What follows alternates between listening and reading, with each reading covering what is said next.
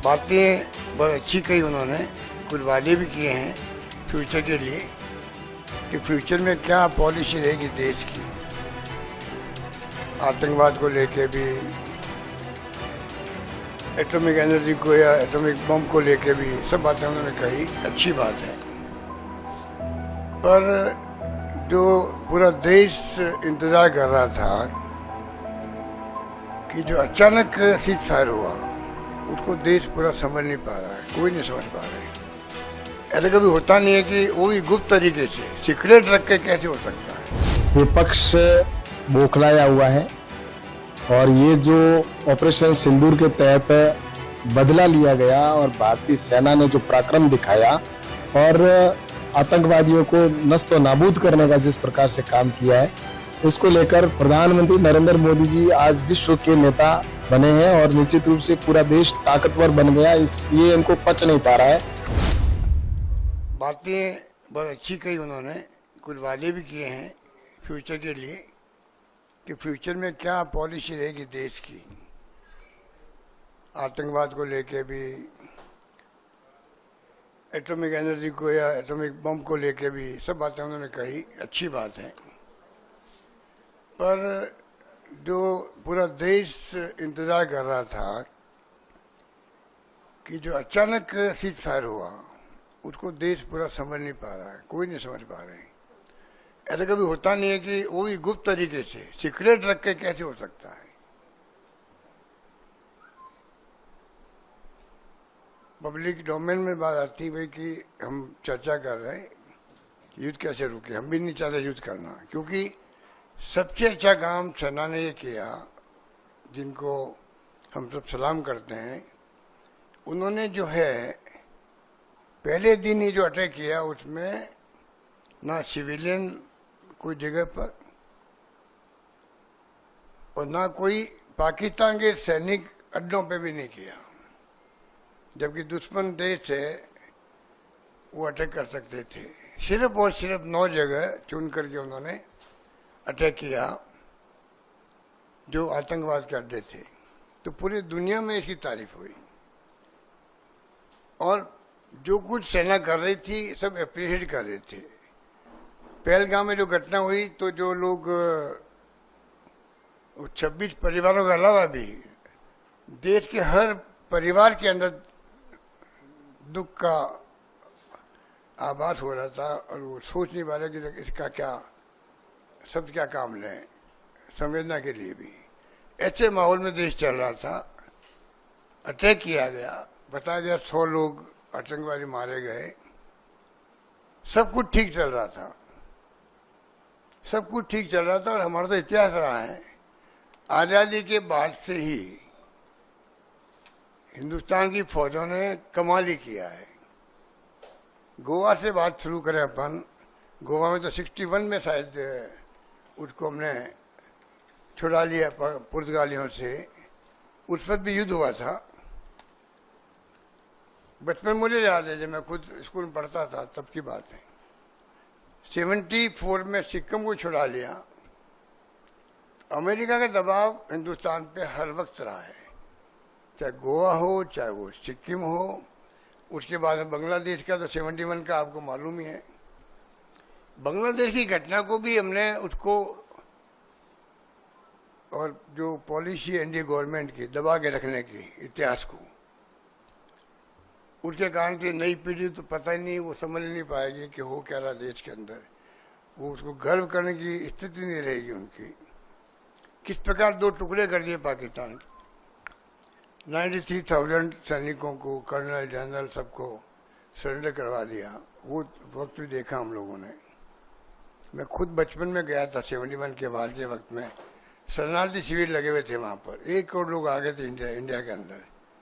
तो हम एनजीओ के माध्यम से गए वहाँ सेवा करने के लिए। तो मुझे याद है कि वो दृश्य क्या था वहाँ पर और किस प्रकार वो बाद में इतनी बड़ी जीत के बाद में उस पर भी अमेरिका का साधना बेड़ा आ गया था। निक्सन साहब ने भेज दिया, दबाव दिया इंदिरा गांधी पर, झुकी नहीं इंदिरा गांधी, परवाह नहीं करी साधना बेड़े की। ये भी वक्त था हमारा जब ये सब कुछ हुआ। शिमला समझौता भी हो गया कि हम 2 राष्ट्र के बीच में बात करेंगे, तीसरा राष्ट्र पिक्चर में नहीं आएगा। अभी जो ट्रम्प साहब पिक्चर में आ रहे हैं वो पता नहीं इनकी कंसर्न से आ रहे हैं सरकार की, या वो अपने हिसाब से आ रहे हैं। वो भी देश के सामने स्पष्ट करना चाहिए प्राइम मिनिस्टर को, MEA को, कि भाई वो ट्रम्प साहब जो सब कुछ कह रहे हैं आज के टाइम में, उसके पीछे क्या राज है, क्या दबाव है, हम क्यों सुन रहे हैं, स्पष्टीकरण क्यों नहीं दे रहे हम लोग। इसलिए मैं आपको कह रहा था कि सेना के बलबूते पर जो आज तक इतिहास में ये घटनाएं बड़ी बड़ी हुई। अरुणाचल प्रदेश था, चाइना का परवाह नहीं करी, उसको भी हमने स्टेट का दर्जा दे दिया। 65 का वार था, हमने देखा हमारे खुद के शहर में 500 बम गिर गए थे। तो बचपन से देखता रहे 65 का वार, सेना ने जम के लड़ा, लाल बहादुर शास्त्री जी थे उस वक्त में। फिर आपको मालूम है कि किस प्रकार उस पर कुछ लोगों ने विरोध किया उनका, इन्हीं लोगों ने जो आज सत्ता में बैठे हुए हैं। 71 का बार मैंने बता दिया आपको। कारगिल के युद्ध हुआ, वो तो वाजपेयी जी थे, तभी सेना ने कमाल किया। वो बोफोर्स तोप, राजीव गांधी जिंदाबाद के नारे लगाए थे हमारे सैनिक लोग, जब तोप चलती थी तो, और उसी राजीव गांधी को बदनाम करके इन्होंने, आप सबको मालूम है मीडिया वालों को, कि इनके षड्यंत्र किस प्रकार कामयाब होते हैं। जैसा भी हो गया इनका बाबा रामदेव और अन्ना हजारे जी के नाम से सरकार बदल जाती है, पब्लिक पर्सन बन जाता, तो ये सब कुछ हमने देखा है। जो मैं बात करना चाहता, जब सब कुछ हो रहा है तो ट्रम्प साहब ने कौन सी ठेकेदारी ले रखी है। वो ठेकेदार बन गए खुद ही, या तो खुद बन गए या हमें हमारी चुप्पी जो है हमारे देश के सरकार की, उस चुप्पी ने उनके हौसले बढ़ा दिए हैं कि सीज फायर वो कर रहे हैं कि रात भर मैंने मेहनत करी है हमारे लोगों ने। अब मेहनत करने में कौन कौन भागीदार थे, ये बात स्पष्ट होनी चाहिए देश के सामने, कोई स्पष्ट नहीं हुई। अब वो कहते हैं कश्मीर का हल भी मैं कर सकता हूँ, हजारों साल से जो झगड़ा चल रहा है। जबकि 71 वार के बाद में मिस्टर भुट्टो आए थे, इंदिरा जी गई थी शिमला के अंदर, एग्रीमेंट हुआ लिखित के अंदर कि कोई तीसरा मुल्क, इवन UN भी पंचायती नहीं करता है। विपक्ष बौखलाया हुआ है और ये जो ऑपरेशन सिंदूर के तहत बदला लिया गया और भारतीय सेना ने जो पराक्रम दिखाया और आतंकवादियों को नष्ट नाबूद करने का जिस प्रकार से काम किया है, इसको लेकर प्रधानमंत्री नरेंद्र मोदी जी आज विश्व के नेता बने हैं और निश्चित रूप से पूरा देश ताकतवर बन गया। ये इनको पच नहीं पा रहा है और ये कांग्रेस के लोग हमेशा पाकिस्तान की भाषा बोलते आए और इसीलिए इनको कोई न कोई मसाला पाकिस्तान को देना है, इसलिए ये इनके बयान पाकिस्तान में चले और पाकिस्तान में इनकी वाहवाही हो। पाकिस्तान के अंदर जो अब दुश्मन देश है उसके अंदर ये अशोक जी गहलोत के और हमारे जो यहाँ के जो सांसद जो ऐसे सबूत मांगने वाले बयान चलेंगे तो वहां उनको बहुत प्रॉफिट होगा, पाकिस्तान के अंदर उनको फायदा मिलेगा। तो इसलिए मुझे लगता है ये दुश्मन देश की पाकिस्तान की भाषा बोलने का ये छोड़ नहीं सकते और मैं तो यही कहना चाहता हूं कि ये घोर निंदनीय जो ये बयान दे रहे हैं इससे बचना चाहिए और इनको माफी मांगनी चाहिए। इस प्रकार से बयान देके हमारे जो सबूत मांगने के जो बयान दे रहे हैं और सेना के शौर्य पर और पराक्रम पर प्रश्न उठाते हैं तो मुझे लगता है ये घोर निंदा का काम है, ये इसके लिए इनको माफी मांगनी चाहिए।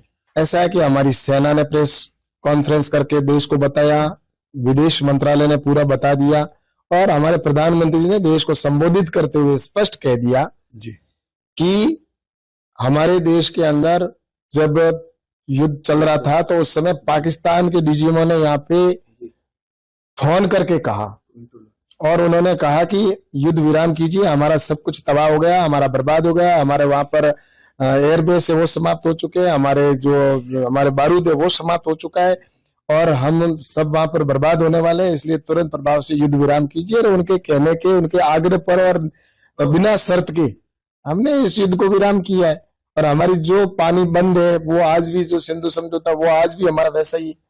तो हमने कोई ये नहीं कहा है, निष्पष्ट, और प्रधानमंत्री ने स्पष्ट कह दिया कि पानी और खून एक साथ नहीं जिस प्रकार से बह सकता है। तो ये ईंट का जवाब पत्थर से दिया है और हमने जब जब ऐसी हिमाकत की है तो उसका जवाब हमने दिया है। हमने पहले सर्जिकल स्ट्राइक किया, फिर एयर स्ट्राइक किया और इस बार मिसाइल से स्ट्राइक किया और अगली बार अगर करेंगे तो गोली का जवाब गोले से दिया जाएगा। तो इससे स्पष्ट है कि हमने कहीं पर भी हमारे प्रधानमंत्री जी ने पूरे देश को बता दिया। तो अब ये जो प्रश्न उठाते हैं ये सिर्फ ये देश की सेना के ऊपर प्रश्न उठा रहे हैं, ना कि देश के प्रधानमंत्री जी के ऊपर। और मुझे तो इतना ही कहना है कि आज जो बीच की बात है तो स्पष्ट है और कल प्रधानमंत्री जी ने यही कह दिया कि अब जो भी बात होगी पाक अधिकृत कश्मीर के ऊपर होगी, पीओके पे होगी और कोई बात नहीं होगी। और अगर कोई पाकिस्तान हिमाकत करेगा तो फिर उसी प्रकार से जवाब देंगे और घर में घुस के मारेंगे। ऐसा है कि इस बार का जो ऑपरेशन था वो ऑपरेशन सिंदूर था, जिसमें हमारी जो बहनों के साथ वहां पे और जिस प्रकार से धर्म पूछ के और जाति पूछ के और जिस प्रकार से हमला करके और उनको मारने का काम किया था, उसी समय ये ऑपरेशन सिंदूर किया गया था। ये ऑपरेशन था और उस ऑपरेशन के तहत ही काम किया गया। टारगेटेड आतंकवादियों के ठिकानों को नष्ट नाबूद करना था और प्रधानमंत्री जी ने कहा था कि हम उनको मिट्टी में मिलाने का काम करेंगे। और आज वो आतंकवादी जो उनके पीछे परिवार का कोई बच भी गया तो रो रहा है कि काश मैं भी इनके साथ मर जाता। इससे बड़ा क्या हो सकता है सबूत। और अगर इनसे भी ज्यादा इन लोगों को सबूत चाहिए तो वो अगर खुद वहां होते तो पता चल जाता ना सबूत क्या है। इनका घर का कोई नहीं था, इसलिए सबूत ये जो मांग रहे हैं या जो कांग्रेस के लोग पाकिस्तान की भाषा बोल रहे हैं और पाकिस्तान को खुश करने का काम कर रहे हैं, ये सारी एक राजनीति है। और मुझे लगता है कि ऐसी निम्न राजनीति नहीं करनी चाहिए, चाहे वो हमारे सूबे के पूर्व मुख्यमंत्री अशोक जी गहलोत हो या इनके कोई भी कार्यकर्ता हो।